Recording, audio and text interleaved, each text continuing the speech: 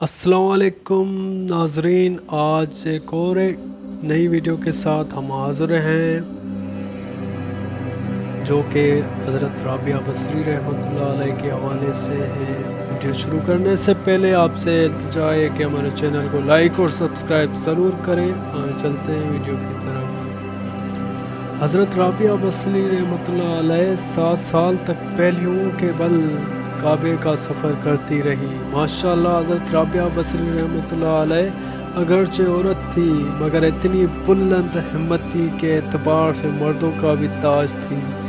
الغرض جب حرم شریف کے پاس پہنچے تو فرمایا الحمدللہ، میں نے حج کا تمام راستہ طے کر لیا۔ ایک روز حج کے فرائض ادا کرتے ہوئے کعبے کی زیارت کا ارادہ کیا تو اچانک زنانہ عذر ماہوار کا عارضہ پیش ہو گیا۔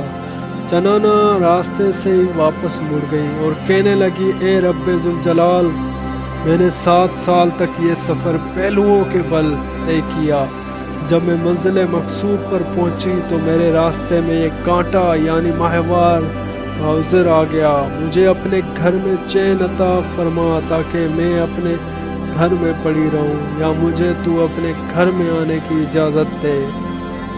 اے مخاطب، جب تک کوئی آدمی حضرت رابعہ بصری رحمۃ اللہ علیہ کی طرح اللہ کا عاشق نہیں بنے گا، وہ اس کے مقام مرتبہ کو کیسے پہچان سکتا ہے؟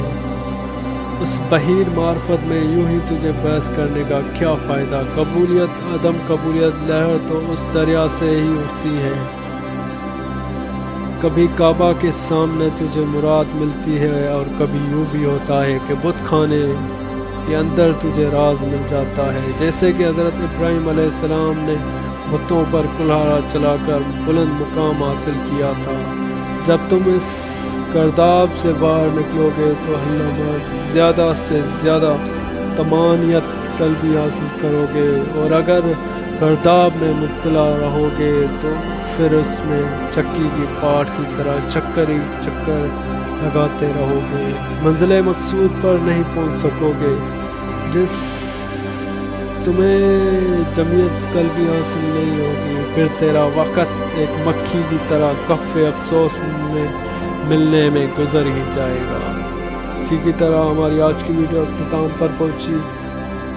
آپ سے گزارش ہے چینل کو لائک کریں، سبسکرائب کریں اور بیل آئیکن کے بٹن کو ضرور دبا دیں۔ اگر کوئی رائے ہو تو کومنٹ کر دیں۔ اللہ آپ کا حامی و ناصر ہو۔ فی امان اللہ۔